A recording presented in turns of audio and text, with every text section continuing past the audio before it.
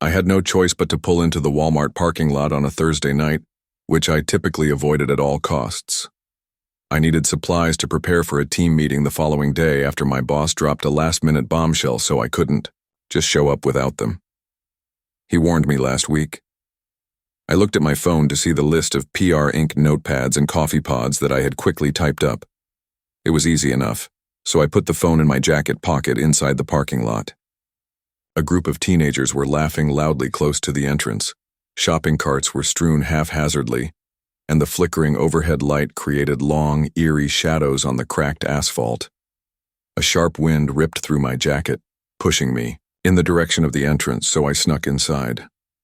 I grabbed a cart and headed for the office supplies aisle, where I was confronted by the familiar hum of fluorescent lights and the subtle smell of disinfection mingled with something less pleasant. Halfway through my list, I experienced a prickling sensation on the back of my neck, the kind you get when you realize they're watching you. He was tall, bald, and obviously disheveled when I looked up and scanned the aisles.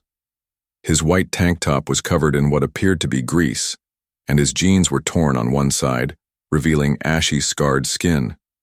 However, it wasn't just his appearance that chilled me. It was his bloodshot eyes. I tried to shake it off, but they were staring at me with such intensity that I felt sick to my stomach. Perhaps he wasn't even looking at me. I made myself concentrate on the shelves and get the notepads I needed. When I looked up again, he was gone, and I felt a little wave of relief as I turned my cart. He was again, this time closer, and he was standing at the end of the aisle, half hidden behind a cleaning supply rack. His eyes had not faltered, and my heart rate had increased, so I left my cart and made the decision to go to the... When I arrived at the women's restroom, a yellow sign informed me that it was closed for business. The increasing soreness in my bladder had become unavoidable, and if I was going to face my misery, I needed to do so without being distracted by it. Upkeep excellent, I whispered to myself that my annoyance was fleeting, but when the same chill went up my spine, I carefully turned my head in the hopes that I was being overly suspicious, but the man was back. His face was partially hidden by the flickering light as he stood at the far end of the hallway leading to the restrooms, but his posture was unmistakable. His head tilted slightly as if he were studying me in desperation. I spotted another restroom near the back of the store and hurried toward it in the hopes of losing him in the maze of aisles. As I pulled open the heavy restroom door and slid inside, my footsteps reverberated in the deserted hallway. The quiet was so loud that I rushed into the closest stall and locked the door behind me. For a few while I leaned against the cold metal wall to attempt to regulate my breathing, and everything would be okay. The bathroom door creaked open, and I stopped as heavy footsteps bounced off the tiled floor slowly and deliberately. I went to my knees and peered under the stall, and the first thing I noticed were boots that were battered, scuffed, and caked. I convinced myself that he probably wasn't even following me. They approached, pausing just outside my stall with dirt, and when I saw his shadow, my breath caught. Someone is there, lurking beneath the gap. My voice was shakier than I had planned, and I got up to peek through his red-rimmed, foggy eye was pressed against the gap staring at me. I yelled, my voice echoing off the walls, "Leave me alone!" But he didn't move. Instead, a guttural groan rumbled from the space between the stall door and the frame. His voice was low and unhuman, and then he did something unexpected. He pounded, his head against the stall door. The sound echoed throughout the bathroom, each blow more loud than the one before, and I staggered back, gripping my chest as panic took me. "Ma'am." "Right." A man's voice broke through the confusion. I heard the bathroom door open and understood that a Walmart employee had come to see how I was doing. I screamed in a shaking voice, "There's a man in here." The employee's footsteps approached. "Sir," and I told him to go. The man in the women's restroom did not answer. Instead, he growled in a guttural manner once again before smashing his head against the door one last time. The impact was so strong that the metal door trembled, and the employee muttered a curse. In a matter of seconds, 2 more employees' footsteps entered the restroom, and based on their voices, they were able to pull the man away from the stall. It took all of my strength not to pass out when I heard them wrestle him out of the restroom. He screamed incoherently and thrashed like a savage animal when the police arrived. discovered a tiny bag of powder in his pocket. One of the officers said something about synthetic drugs, the kind that caused people to lose control. I didn't stay to hear more, but the memory of his head hitting the metal and his dazed expression are still vivid in my mind. Since then, I haven't returned to that Walmart. It is impossible for me to enter a Walmart without experiencing a chill of anxiety. The incessant hum of overhead announcements, the smell of cheap plastic and cardboard packaging, and the harsh fluorescent lights. Everything about it reminds me of the day that everything changed. I've never been able to get rid of the unsettling vibe that permeates every Walmart's aisles. As I enter, I feel as though I can still hear the stranger's footsteps resonating in my back. I was just 8 years old on that day, blissfully oblivious to the danger that may lurk in the most ordinary places. My mom, older sister, and I had trekked to the local Walmart in the years after the incident, but the recollection is still as vivid as ever. Every August, we made the trek to Crestwood, a small, peaceful town tucked away in the middle of the countryside, to prepare for the new school year. The day had begun as usual, with my mom working long hours, and after dinner, when the sun started to rise, we crammed into the old minivan to do some back-to-school shopping below the horizon. "Don't forget, we're getting you a new pair of shoes." My mother said in a patient but exhausted voice that she was the type of person who could balance work and home and still make us feel loved. I was thrilled. After I'd behaved myself at dinner, she finally gave in to my persistent pleas for a new pair of sneakers, promising that I could wear them straight out of the store. I can still remember the thrill as we passed the aisles filled with vibrant shoes, my tiny feet dancing from one display to another, and I finally got my new pair. Shoes, a bright pair of neon sneakers that I was eager to wear. As we went through the store, I felt proud of my new shoes and saw that one of my laces had come loose. My sister was talking about school supplies ahead of us. Felt like such a minor issue, a loose lace. But I cried out to my mother anyhow, and she weighed my shoes and loosened them. I claimed that neither she nor my sister heard me, as they were absorbed in discussion and swerved around the aisles, totally oblivious. To my abrupt distance from them, my heart skipped a beat as I paused to tie my shoe, feeling a bit annoyed but too happy to let it ruin my day. I knelt down and concentrated on the knot, but when I looked up again, they were gone. I peered down the aisle, but nobody was there. The shoe section's familiar sight seemed strange suddenly, as if the walls had abruptly closed in on me. I yelled once more, but the sound of far-off carts and the announcements above drowned out my voice.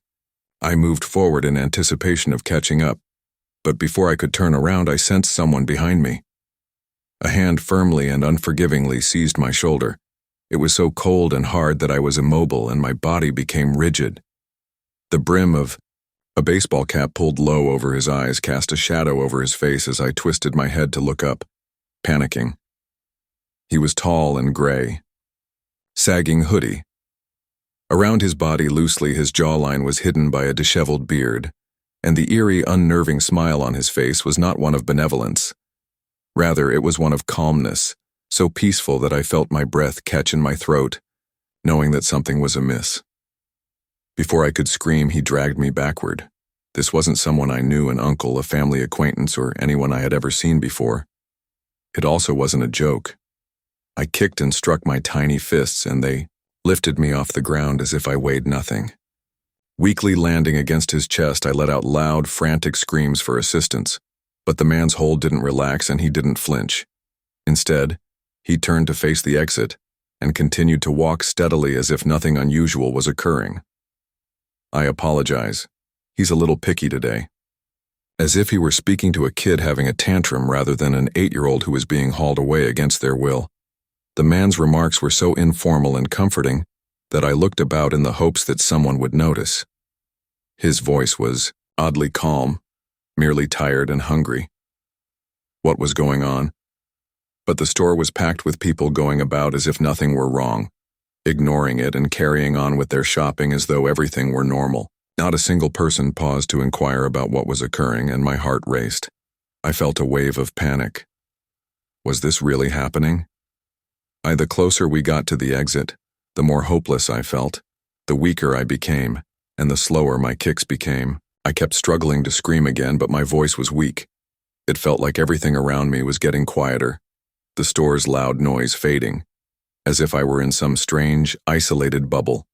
Desperate, when I looked over my shoulder and saw a mother and father with two small children walking by, something inside of me exploded. I opened my mouth and screamed one more time in desperation. "Help me, please!" For a brief moment, as if time had frozen, and the mother's eyes were fixed on mine, as well as her face. She said sharply, twisted in uncertainty, "What's going on? Here?" The man appeared to hesitate, then his hold relaxed just enough to allow me to escape. Without wasting any time, I rushed directly to the family's house. With my heart racing, the father moved to protect me from the stranger right away. The man who had been holding me turned, but before he could respond, the father was already pursuing him since the man was moving quickly. The father kept up, but not quickly enough, as he disappeared into the mob. But by the moment he arrived at the door beyond the doors, the stranger had vanished into the night. The family led me to the front of the store where my mother was, standing with a terrified mask on her face. When she saw me, her face broke, and she rushed to me. With my arms out wide, I fell into her embrace and started crying.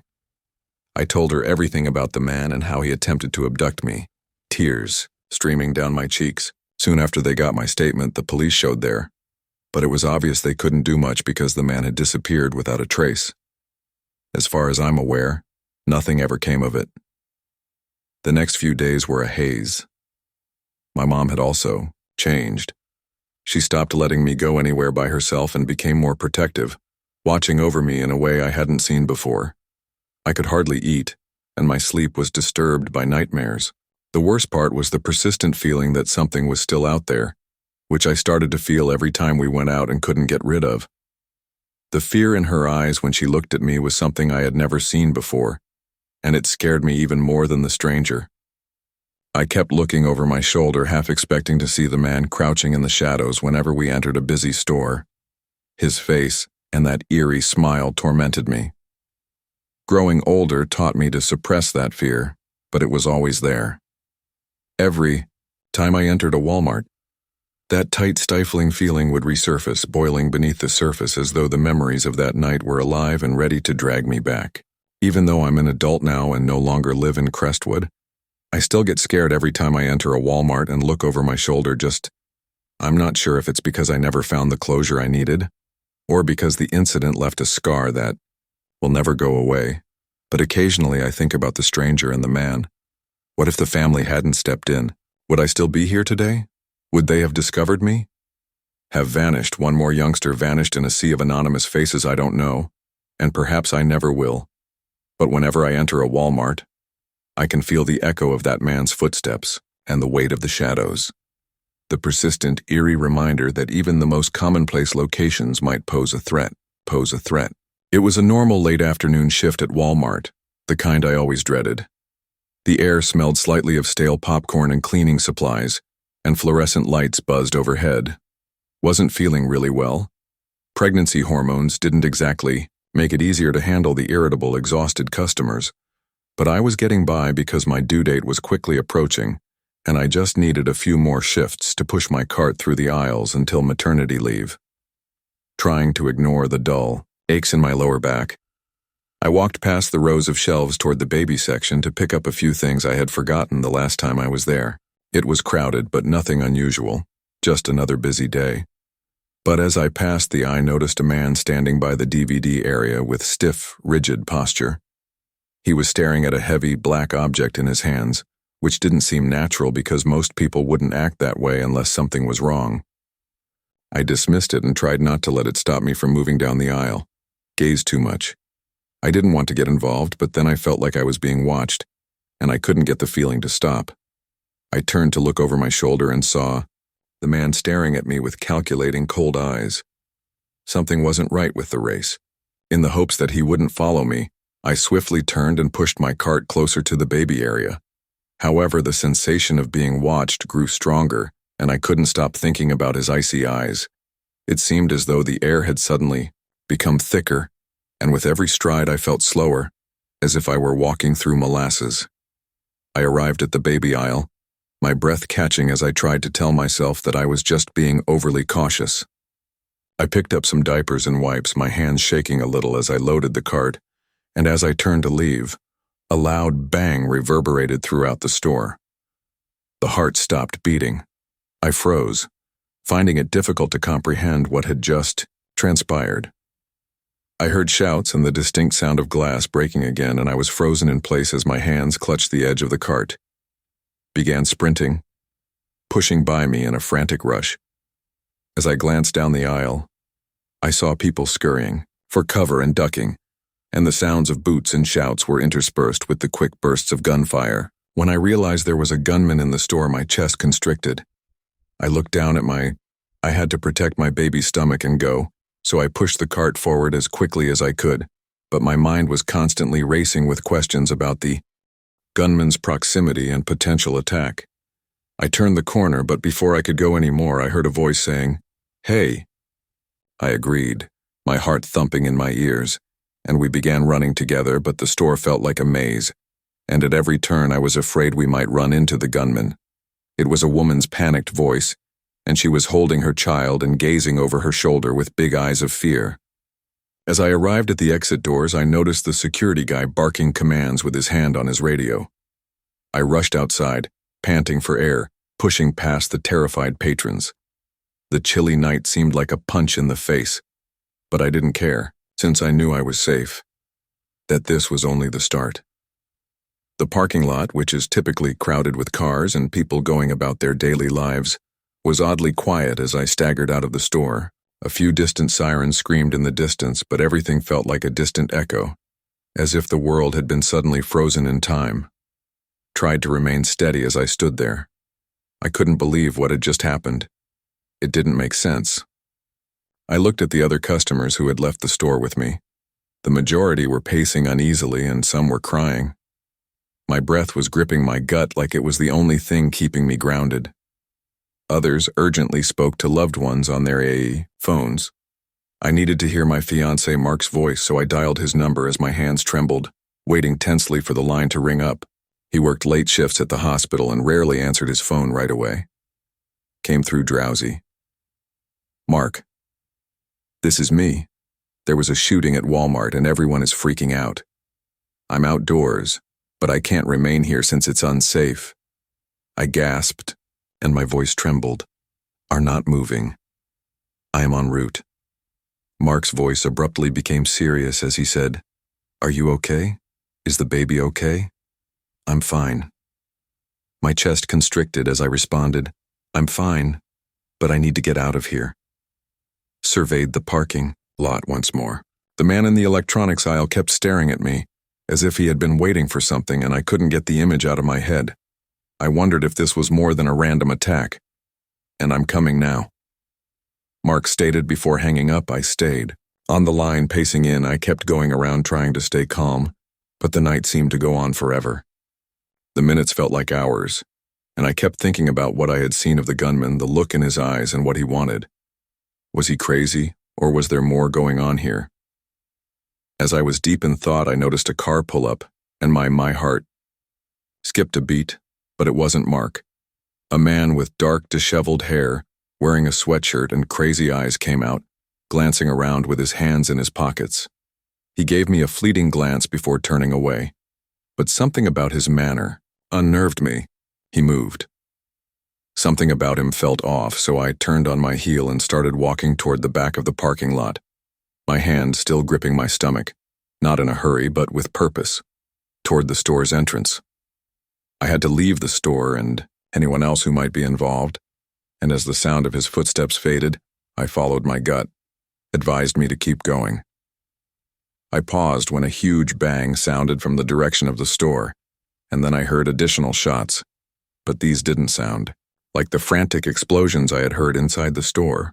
Instead, they were methodical and precise, as if someone was aiming for something or someone. Before I could comprehend what was happening, another gun went out, reverberating in the calm night air. My pulse raced, and I knew that this wasn't done. I turned to face the storefront and saw the man in the hoodie standing by the doors, holding something in his hand. He raised it slowly.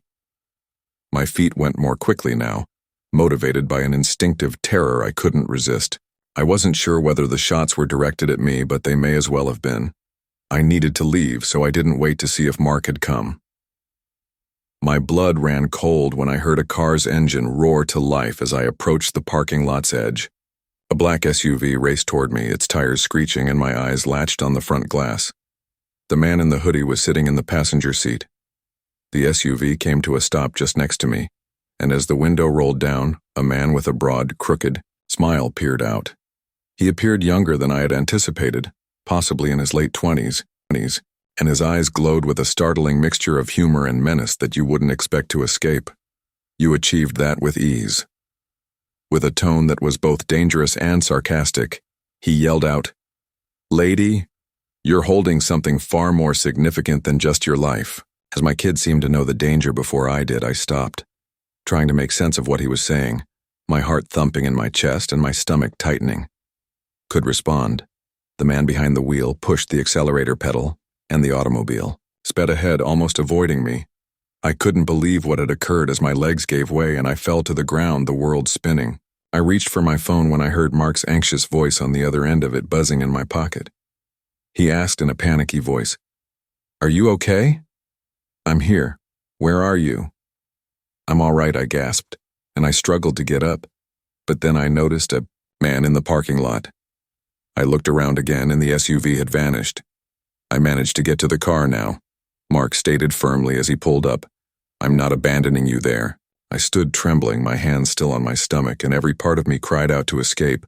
But the reality was that I was already a part of something far more significant than I could have ever dreamed. Those men weren't just any shooters. They had been anticipating me and had made it apparent that I was their target. My mind was racing. The events of the night were getting out of control, and I felt as like I was stuck in a nightmare. So I hurried to the car as fast as my pregnant body would allow. Even now, Mark's voice cracked over the phone, but I was unable to concentrate. Getting into the automobile and leaving the turmoil was the only thing that mattered. The moment I saw Mark's headlights break the darkness, a rush of relief surged over me. Throwing open the door, I rushed to the passenger side. I slammed the door behind me, breathless, and there were gunshots. "Get in," he said, his eyes wild with worry.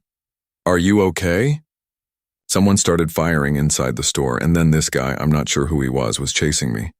Mark hit the throttle and the car sped off. The parking area. The streets were oddly silent, so I looked over my shoulder, half expecting to see the black SUV charging after us. Who were they? "Did you see their faces?" Mark inquired, looking at me. "What do they want from you?" I shook my head, fear causing the stomach to twist, I'm not sure. But they were waiting for me and claimed I was carrying something expensive, so it's not just a random shooting. Mark's expression tightened his hold on the steering wheel, which is crazy, and then my phone started ringing. I hesitated, staring at the screen as the device vibrated fiercely in my hand. It was an unfamiliar number, but something told me I had to pick it up. "Hello," I answered tentatively, and after a lengthy silence, the person on the other end spoke in a low, ominous voice. A man said. The line went silent and my fingers trembled as I lowered the phone. "You thought you were safe, didn't you?" "You're not safe, lady, and you won't be until we get what we want," I muttered, my mind racing. There are still people out there. The pressure of their comments on me, I don't know. My voice sounded hollow, but they're after me, my baby, and anything else they believe I'm carrying. Mark gave me a quick glance. Who was that? What did they mean? Mark clenched his jaw and looked around.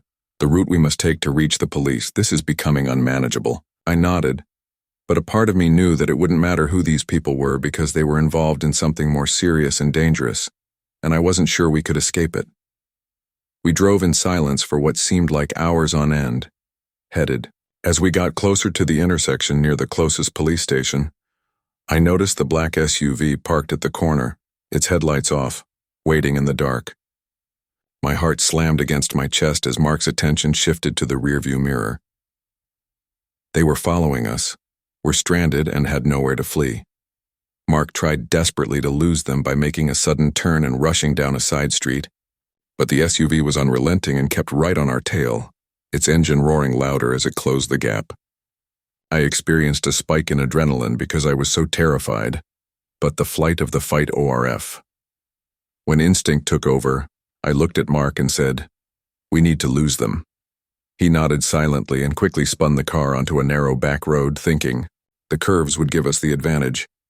The SUV trailed behind, but it was unable to follow the winding path. For a few terrifying minutes, it looked like we might just escape as Mark floored the pedal, but just as I thought we were safe, the SUV rounded the bend and blocked the road. I gasped and clutched the seat in fear as Mark slammed the brakes and turned on the SUV's headlights, swamped the car, briefly blinding us. When a man in a black hoodie emerged from the car with a gun in his hand and pointed it at us while his finger tightened on the trigger, I thought we were done for. As I watched the gun in his hand, my pulse raced in my chest. I was having trouble breathing. The man said, "Get out of the car," in a hard, steady voice. "You're not going anywhere or in until you give us what we want." Mark's expression. "You must kill me first," the man, "because you want my fiancé and my child," grinned. His finger was darkly approaching the trigger when the siren sounded, and the man paused, his eyes flying back and forth as the cops came. The SUV doors flew open, and numerous. The man hesitated, then raised his weapon and dropped it. As officers with rifles drawn hurried toward the automobile, the man's grip tightened when one of the officers' voices broke the tension. But before he could squeeze the trigger, a shot boomed out from behind him, causing him to drop to the ground and the gun to clatter away as it slid across the gravel. As they closed in on him, the officer yelled, "Stay down!" With my body slumping against the seat, I let out a trembling sigh of relief as the terror that had grabbed me moments before gradually subsided. But I knew the nightmare wasn't quite finished. Mark gave me a glance. His face was pale, but he was adamant that we were safe and all was okay. However, I couldn't get rid of the sensation that this was only the beginning. Whomever these people were, they wouldn't stop. They would come after me, after my kid, and I had no idea what else they would do to get the police what they needed. I eventually put the man in handcuffs and started questioning him, but all I could think about was what lay ahead. I wasn't simply carrying life anymore. I was carrying something greater, something they would murder for, and I didn't know how far I would have to flee to protect my child. The routine was soothing, the aisles were predictable, and the faint background hum of the fluorescent lights made working at Walmart the most peaceful portion of my day. My daily trip was a quick and simple walk, because my flat was a stone's throw away, just behind the store.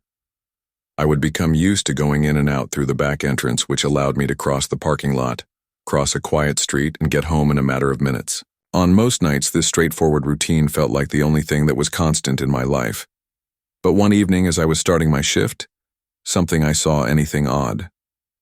With the exception of the occasional delivery vehicle, the loading dock parking area is typically empty. A dark brown van was parked next to the dumpsters, which was inappropriate because it was too close to the garbage cans and too far away from where the trucks usually parked.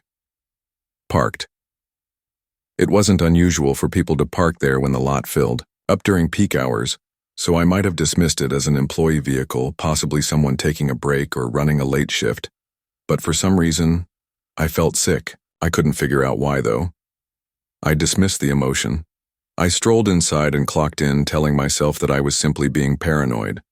I tried to concentrate on the regular customers that came and left, and the quiet beeps of the scanners filled the air. By the conclusion of my shift, I was so tired that my only thoughts were about getting home, taking a hot shower, and going to bed. The clock struck the hour, so I punched out, grabbed my bag, and headed to the back entrance. I followed my usual routine, trying not to think about the van as I walked outside. But as soon as I stepped outside, the nagging feeling returned, came back to me in the back of my mind like a whisper. The van was still parked beneath the dull glow of the parking lot lights as I looked toward the dumpsters. There was no sound in the area other than the buzz of the overhead lights. I couldn't help but look, even if I didn't want to. As I turned to continue walking, I heard an engine growling in the distance. It was a low rumble, but it was growing closer and I froze. I was thinking about the van, wondering whether I had missed it earlier or if it had been parked there all night. The van was in motion. As the van rolled near me, I gently turned my head, my body stiffening, and the headlights pierced the darkness, beaming straight into my eyes. I could feel my heart pounding and the hairs on the back of my neck standing up. Was it a coincidence? Perhaps they. The van slowed and rolled closer, stopping only a few feet away from me. The spotlights were dazzling, and suddenly the side door slid open with a mechanical screech that sent shivers down my spine. We were simply passing through, heading for the exit, but no. Two figures leaped into view. They moved quickly and effectively, hidden by black ski masks, and before I could react, one of them grabbed my arm and pulled me toward the vehicle. I struggled involuntarily to get out of their hold, but it was like iron, and the second man quickly covered my mouth with a gloved hand. Anxiety swept through. I twisted and kicked as they pulled me into the open van, trying to scream, but the hand across my lips muffled the sound. The last thing I saw as the door slammed shut was Walmart's faint outline, vanishing from view as I fought against their grip inside the van. My chest thumping with my heart, I fought with everything I had, eager to break away. But the men were too strong then. Without warning, I was punched in the face with a vicious blow. My eyesight clouded and I blinked rapidly, trying to regain focus. When I glanced up, my eyes met the cold, unyielding barrel of a revolver, the metal shining dimly in the dim light of the van. My stomach churned. I tried to talk, but I was too scared. They conversed in low, seemingly casual yet unsettling tones, paralyzed by the circumstances, as opposed to the fear that seized me. The van rocked, and although the language sounded like Portuguese, I couldn't be certain. The world appeared to spin as I attempted to make sense of what was happening as it sped away, and I slid helplessly on the floor, my thoughts racing with every turn but my body too weak from the shock to act. Occurring, but there was no way to make sense of it. I was being abducted and dragged away by two strangers wearing masks, and I had no idea why. Then, just as my mind was about to give up in despair, I noticed a sliver of optimism amid the confusion. No seat behind me. My heart skipped a beat when I saw the handle to the rear hatch in the middle of an unoccupied area. Could this be my chance? My kidnappers were still conversing, so I looked back to make sure they were distracted. I took a deep breath in the hopes that they wouldn't notice, and then I pulled the handle with one quick motion, causing the rear hatch to suddenly burst open with a sudden gust of cold air. Without hesitation, I threw the handle, my hands shaking as I reached for it, my fingers closing around it, cold and slick with sweat. The wind whipped through my hair as I stepped out of the van, and the tarmac raced up to greet me. As I struck the ground, my body exploded with pain, but I didn't stop. With adrenaline rushing through my veins, I scurried to my feet and had to move more quickly behind me. I heard the van screech to a stop and the doors banged open. The sound of footsteps hitting the sidewalk reverberated throughout the night, indicating that they were pursuing me. I forced myself to run faster than I had ever run before, ignoring the burning in my legs and the searing pain in my lungs. My only concern was making sure Walmart was safe, and even though I could hardly see the lights up ahead, I knew how to do it. Had previously, but when I got to the back entrance, I rushed through the door and slammed it shut behind me. I collapsed against the cold metal, gasping for air and my entire body trembling as the fear of what had just happened finally hit me. I called 911 with my hands. When the operator answered, I was so shaken that I could hardly hold the phone. As I described what had happened, the police came swiftly, took statements, and searched the area, but the van and the men were long gone, and they suspected the men were involved in a bigger operation. In the days that followed, I couldn't get rid of the pictures of that night, the vehicle, the masked faces, and the pistol. Every time I went outside, I felt as though I was part of something much more sinister than I had ever imagined, possibly connected to human trafficking. It took weeks before I could return to Walmart without my heart pounding and without constantly checking over my shoulder. But I knew I would never forget the terror of that night, the fear, and the helplessness. I was fortunate to be alive, but the nightmare never really ended, and I will never be the same. The parking lot, which had once felt so familiar and comforting, now felt like a trap, so I avoided it at all costs. I returned to Walmart a few months after that terrifying van incident, but this time I was there to pick up some groceries and hair dye, so I could unwind and treat myself over the weekend. I parked my car in the center of the lot under the familiar, dim streetlight, and as I stepped out, I felt a strange chill. However, I was understandably anxious after my encounter months earlier. But I reminded myself that this was just a typical shopping trip. The supermarket was empty, with only a few people browsing the aisles, and I pushed my cart while gathering milk bread and a few other necessities. The serene ambiance lured me into a false sense of security because, after all, it was Walmart, where I had worked and visited innumerable times. It felt secure in its familiarity, but as I was about to pay, I remembered that I had forgotten my handbag in the aisle. Turned to the cashier, a young woman with a nice face, and asked if I could leave my cart at the front while I hurried outside to get it. "No problem," she answered with a grin. "Thank you," I said, trying to shake my head. "Car," I muttered to myself, furious at myself. The parking lot felt different, almost eerie under the streetlights, as I hurried toward the entrance to get rid of the strange unease that seemed to settle in my chest. I noticed the rows of cars that seemed to disappear into the shadows and the vast emptiness that stretched around me.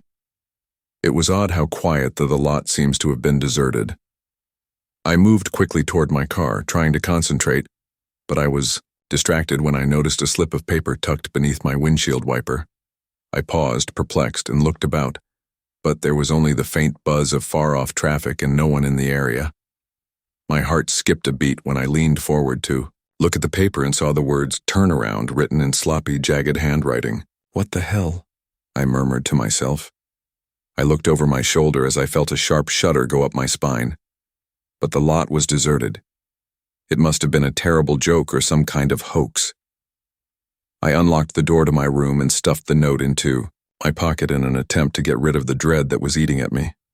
Automobile, I felt a prickling sensation on the back of my neck, as though someone was observing me. My body began to tighten gradually, so I turned to look out the window and noticed a tall, broad-shouldered man moving swiftly toward my car from the shadows. His dark bandana partially obscured his face, but his eyes were unmistakably intense and dark, and they were fixed on me. My heart rate increased. I felt a wave of panic.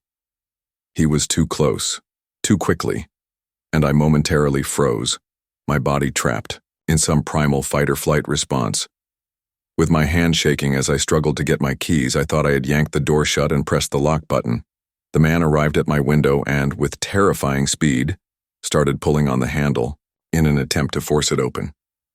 His face was inches away, his eyes dark and unrelenting, and as he pressed his face to the glass, his fist thudded against the window, and I could hear He grumbled and fogged up the window as he shouted something I couldn't make out. Letting me in. I could feel my heart thumping in my chest almost too loudly, and the noise was unrelenting, slamming repeatedly. I was caught in this car I searched for my keys, feeling my skin get cold with fear, and whispered to myself, "Come on, come on," until my hands found the ignition. I shoved the key in and turned on the engine, feeling the engine vibrations of the vehicle. The car surged forward as soon as it started, and I put my foot down on the gas pedal without turning around. However, the man wasn't finished. I saw him in the side mirror, still coming with his eyes fixed on mine. I heard him curse loudly as I slammed the gas harder in a frantic attempt to escape, and then there was a terrible snap and a sharp sound as he swung something against the window, a rock or possibly metal, but it didn't stop me in the split. It took a moment to swing it in the direction of the glass. My foot slammed down on the accelerator as I put the car in drive. The car jolted forward, and I felt his hand being torn from the door handle for a brief moment, before the glass erupted inward. Splintering the seat and dashboard, I yelled, swerving slightly as the force of the contact sent waves of panic through me, and my ears rang with the terrible sound of it. Cold air poured in. When I put more pressure on the gas, the automobile sped out of the parking lot. I looked in the side mirror and noticed the shadowy figure of he was rushing after me, but I was unable to turn around, so I forced myself to move more quickly, my heart pounding in my chest, and eventually made it home with my hands still shaking and my breath coming in short gasps. I parked in the driveway before realizing what had happened, that I still had the note in my hand, and as I unfolded the crumpled paper and stared at those two words once more, my hand trembled. I turned around, and a chill went down my spine that was colder than the night air. The note had been more than just a warning. It had been a purposeful lure, Trapped to get me to exit my vehicle and expose me to danger, I hurried inside, inspecting every window and door, slamming the door behind me and securing it. The silence in my house felt almost oppressive as I stood in the center of the living room. I had to report what had happened when I got back to Walmart the next morning with my husband. But more than anything, I needed to know that I wasn't alone, since every time I walked into that parking lot, I saw flashes of the man's eyes. The manager listened to my story, while his eyes widened with the sound of the glass breaking and the echo of his fist hitting my window. Weeks later, I still couldn't get rid of the feeling that I was being watched every time I passed that lot. A tiny part of me tensed up. Shock. We'll look into the footage, he promised, and we'll make sure our staff stays vigilant so this won't happen again.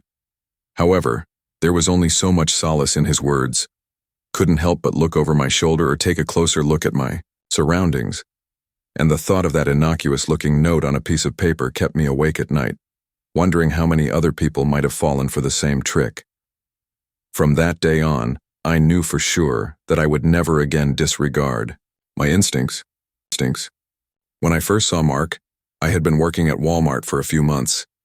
He wasn't the kind to fit in. Rather, he stood out in a way that unnerved you without completely explaining why he was silent, perhaps even a bit odd.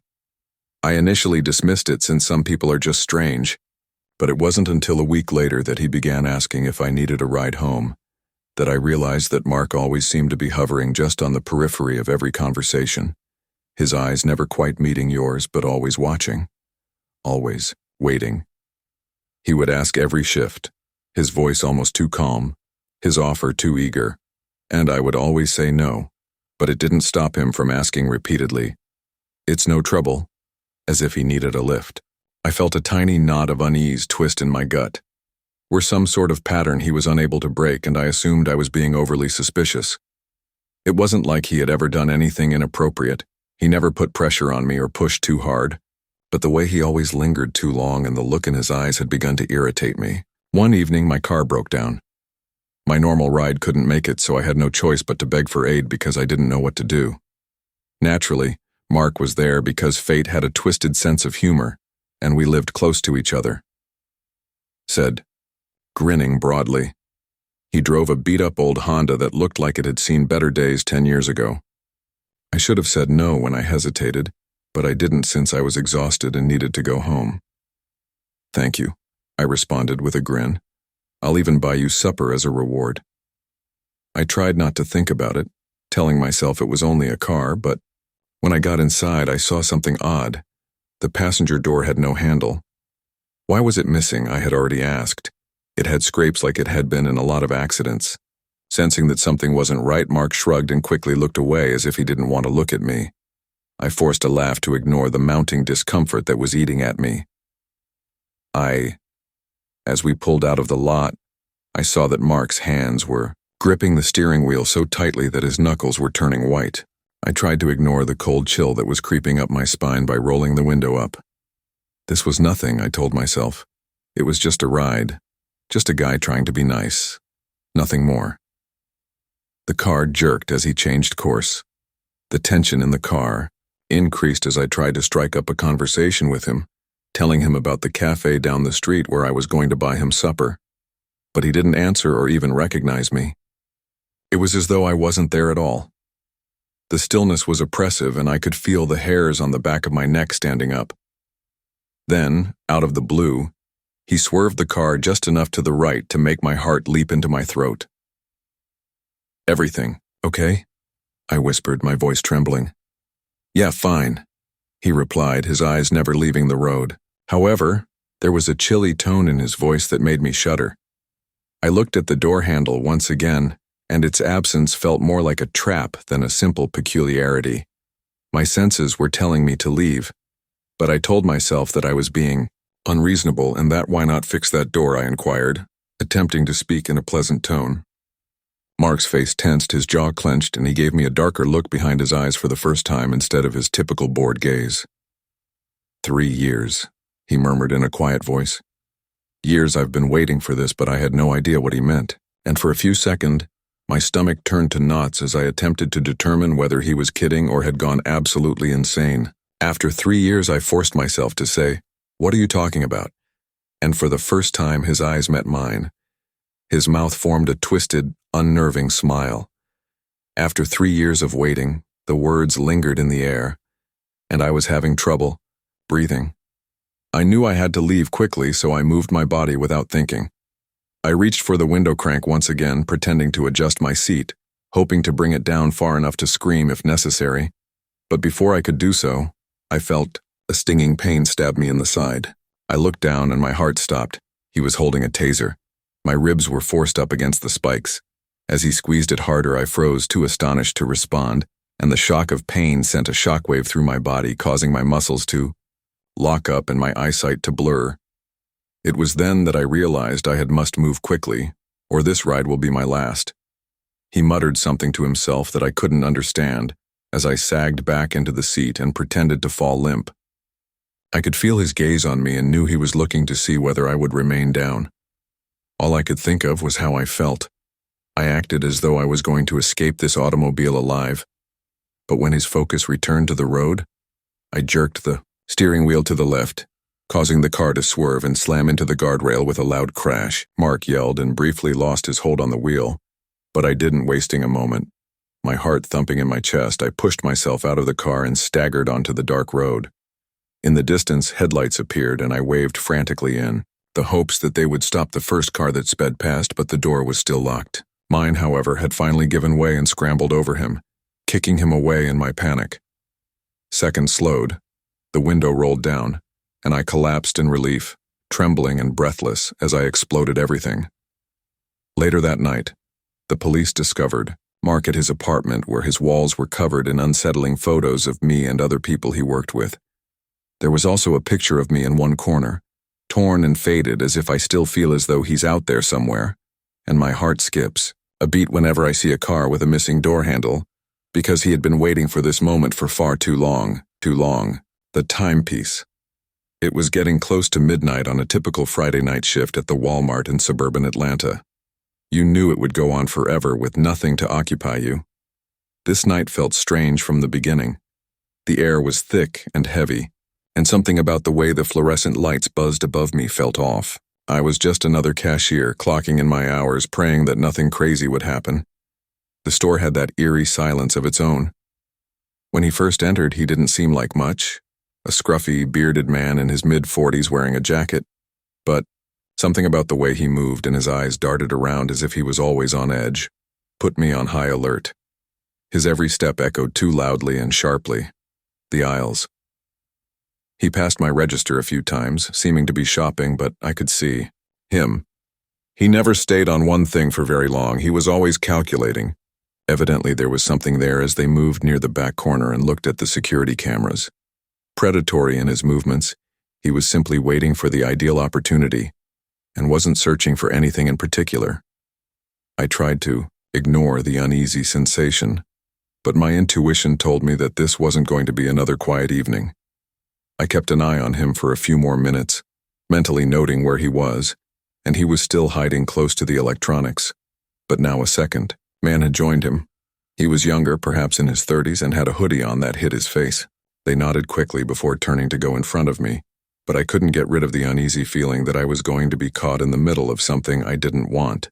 Any area, and then the first man, the unkempt one, approached my register.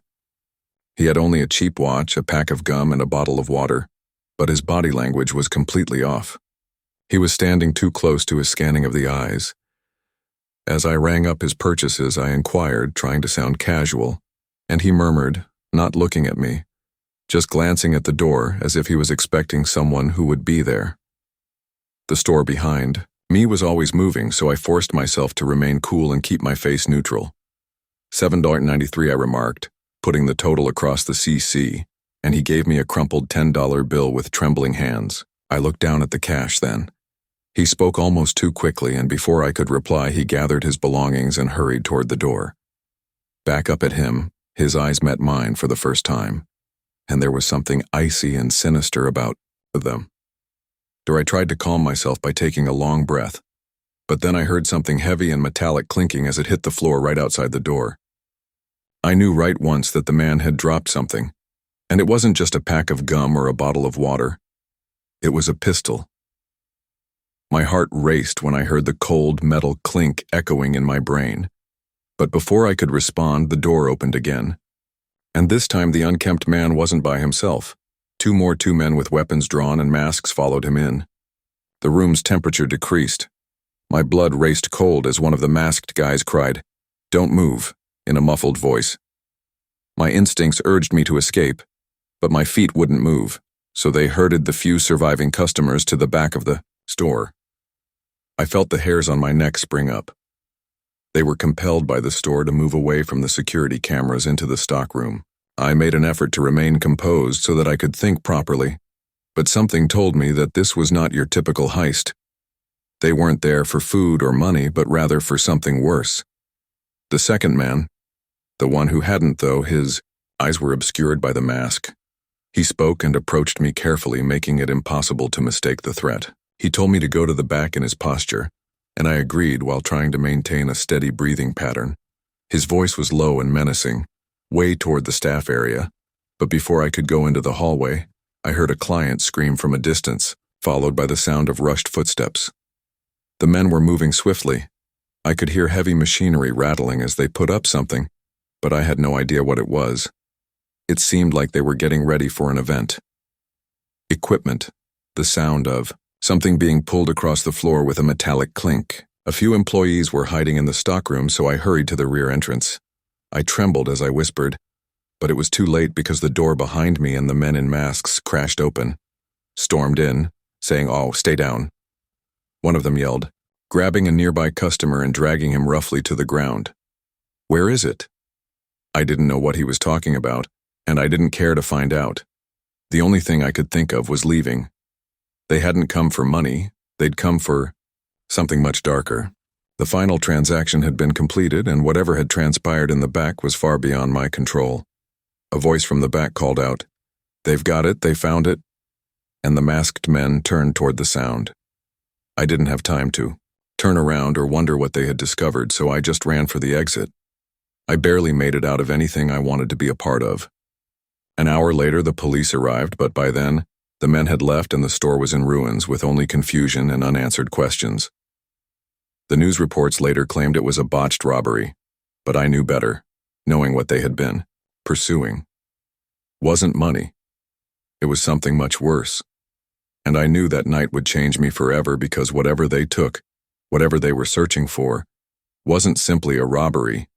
It was a deal, a last transaction that would follow me for the rest of my life. As I dragged my weary feet across the aisles, the fluorescent lights flickered overhead. It was 11:30 p.m., and I was working Walmart's graveyard shift, replenishing cleaning materials. After more than 3 months of employment, I was beginning to feel the effects of the late hours. The store was disturbingly quiet, almost too quiet, with only a few sporadic customers wandering around, almost perceptible in the vast aisles that are empty. "Hello, Mark." My coworker waved from the break room door, looking as though he hadn't slept well in weeks. I phoned in hopes of getting a quick distraction, but I continued to fight through the night's fatigue. Was dragging, and I wanted to leave without anything odd happening. But then it began. I saw an elderly woman standing in front of the cleaning aisle, simply looking at the shelves. I had seen her before, usually in the late hours of the night, wandering the aisles when no one else was around. But tonight was different. She wasn't just perusing. I tried to be courteous and get her moving because I wasn't in the mood for any strange encounters, but she was standing motionless with her eyes wide and glazed over, as if she was looking for something, or perhaps lost in a memory. Her head suddenly snapped to me, and for a moment I thought maybe she hadn't heard me. But when our eyes meet, something wasn't right. I felt like I wasn't looking at anyone anymore because her eyes weren't just blank. They were empty, as if nothing was behind them. She didn't say anything, just stood there staring, and I felt a chill go through me. "Okay," I muttered, taking a hesitant step back to hide my discomfort. But the eye heard the distinct sound of shuffling footsteps as soon as I turned, and when I looked over my shoulder, she was gone. 1 second, she was standing there, and the next she was gone. I rubbed my eyes, thinking that maybe I was just seeing things, but I felt deep down that something wasn't quite right. Alongside me, I tried to concentrate on my work, but the store felt off. The silence seemed to be getting heavier, like the walls were closing in. I looked at my phone, which showed that it was 1 a.m. Mark was leaning against the stop-lock room door when I turned the bend of the aisle. "You saw her, didn't you?" he questioned. "Speak with a low voice." I froze, looking at him, wondering who the elderly woman was. Mark kept looking around as if he was worried someone may find out that she has been coming in for months, but she is more than just a customer. When she is there, other people disappear. Workers, clients. His voice faded to a near whisper. "They don't leave. They just disappear. You must believe me when I say that this isn't just her. There's something sinister here." I half doubted him. But as I walked back into the aisles, the vibe of the store began to change. His face had gone pale, and the terror in his eyes made me doubt myself. "No way, dude, this is just a store. Nothing is wrong. Folks are just strange." As I passed the home goods section, I noticed her reflection in the mirror. She was staring at herself, her eyes nearly wide, and lights flickered and odd noises and footsteps that weren't mine echoed around the empty aisles. The silence felt like it was closing in on me at that moment. Panicked, but there was a problem. I blinked twice, but when I turned to look behind me, she had vanished once more. Her face was twisted in panic, and her hands were pressed against the glass as though she were attempting to escape something. I felt so terrified that I couldn't stop ignoring it. I needed to find Mark again, but I couldn't make sense of it. My pulse was pounding and my mind was confused. He was pacing uneasily in the stock area when I spotted her. I shouted out her reflection, but it wasn't her. "Something is wrong with it." Mark didn't seem shocked. He simply nodded slowly. I told him that it wasn't just her. There was something else about this store that was black. People don't leave. They simply vanish. He hesitated, and when you see that, you can't stop. A feeling of fear swept over me. I kept thinking about it even though I needed to leave. For the next hour, I tried to ignore the sensation that something was drawing me in. I had to know more. But I heard whispers in the aisles and felt like I was being watched when I turned a corner, but it was 3 a.m. and nobody was there. When I saw her standing outside the front doors once more, I paused, my breath caught in my mouth.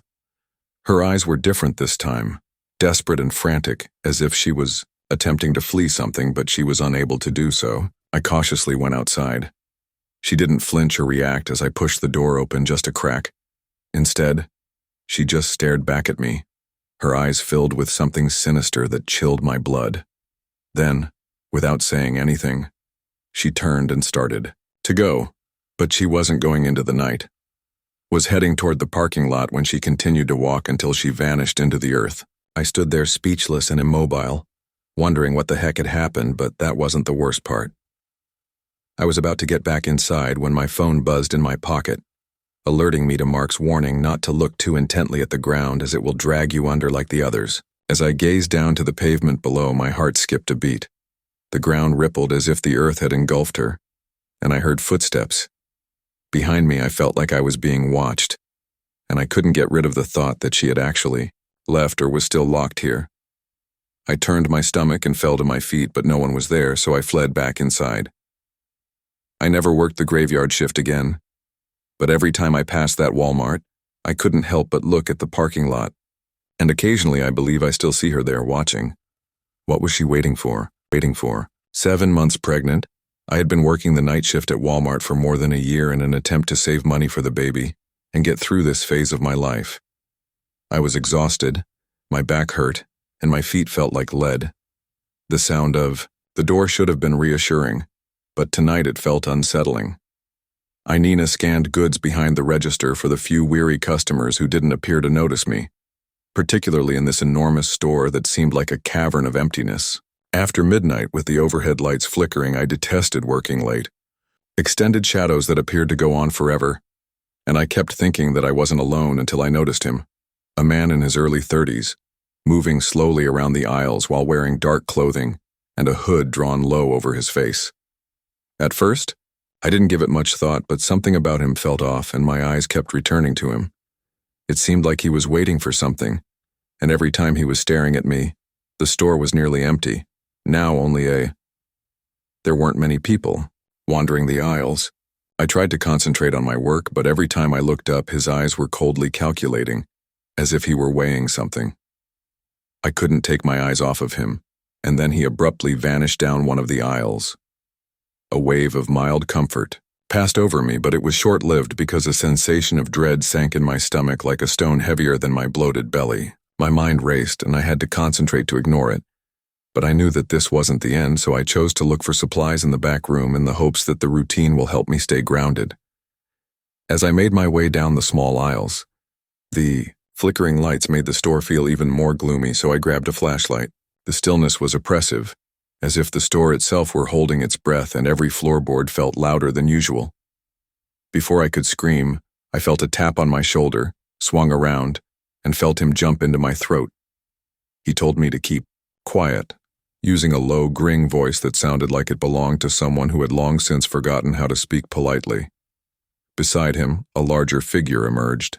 He took hold of my wrist and dragged me toward the rear of the store, his ruthless grin extending unnaturally across his face. "Please don't harm me," I pleaded in a trembling voice. "Please, I'm pregnant." I can't have the larger man's eyes softened for just a moment. A moment, but then he gave me a more forceful shove. The panic struck me hard. I was helpless and alone, and they had firearms. My pregnancy seemed like a shield and a vulnerability, but I had to hope that it would mean something to them. Perhaps I could find a way to buy some time, but the fact sank in that unless I came up with a quick solution, I wouldn't be able to escape this. We arrived at the staff break room, where the flickering lights seemed to dim even more, obscuring everything and adding to the tension in the air. The man pulled out a duffel bag and said, "We need you to open the back storage doors." His voice was tight and impatient, and I froze. "I don't have the keys," I whispered, barely holding my breath. "I can't open that without a manager," he added. "You work here, don't you know how to get us what we want?" Arched an eyebrow in a way that was obviously disappointed. My mind was racing because I couldn't figure out what they were pursuing or why they needed to break into a back storage area for something so vital. I stammered, "I don't have the codes, you'll need someone else to unlock it." I tried to keep them talking so they wouldn't get any closer to what they wanted. "I need a manager's authorization." He tightened his hold on my arm, nearly causing me to scream. "You think we care?" "Regarding your justifications," he spat in a disgusted voice, "you know exactly what we need." I felt my heart thumping in my chest as I opened the door. Every beat seemed like a countdown. What was going on, and who were these men at the time? Appeared to be about to shatter when the sound of glass cracking reverberated throughout the store. Then, the alarm went off without warning, and the men froze, their faces going pale. "What the hell did you do?" the larger man hissed, glancing toward the back of the store and tightening his hold on me. Became a little more relaxed, and for the first time I noticed a look of fear in his eyes. I had no idea what had happened, but it was obvious that something had gone wrong, and I wasn't waiting around to find out. My heart was racing as I rushed down the aisles, my adrenaline pumping, rushing through me as I arrived at the front of the business. I noticed blue lights flashing outside the window and heard police radios crackling. I screamed as loudly as I could, pointing to the back of the store, and an officer raced inside with a revolver drawn. I turned and sprinted for the exit without waiting to see what would happen next. I didn't care if I was heard or seen, I just needed to get out. The police's footsteps pounded in the silence, and the guys were soon encircled. The first man, the one wearing the hoodie, began to back toward the exit. However, it was too late. They were cornered. The men were taken into custody, their faces twisted in shock, and I watched as they were escorted from the business. "You think this is over?" the man in the hoodie said, turning to face me with a chilly, vacant expression. This was just low and unsafe. In the beginning, I felt cold. What did he mean by saying that this wasn't simply a random robbery? These individuals had been pursuing something more significant, something I couldn't possibly fathom. The store, was in disarray with police everywhere, and as the aftermath of the break-in continued to unfold, I was rattled, but still alive. As I sat in the break room trying to calm myself, my thoughts kept returning to what the man had said and what they had been. When the authorities finally let me to go for home I knew that nothing would ever be the same, as the chilly night air touched my face outdoors. The quiet store where I'd spent so many restless nights would never be the same, and neither would I.